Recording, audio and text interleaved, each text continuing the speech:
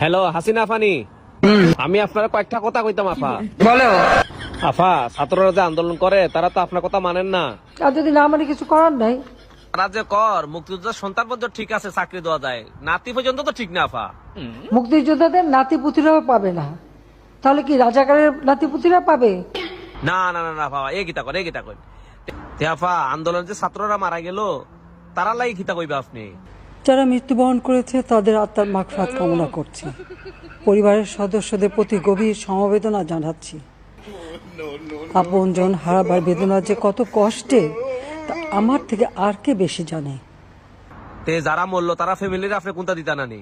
রিক্ত আমি নিঃস্ব, আমি দেবার কিছু নাই, আছে শুধু ভালোবাসা, দিয়ে গেলাম তাই।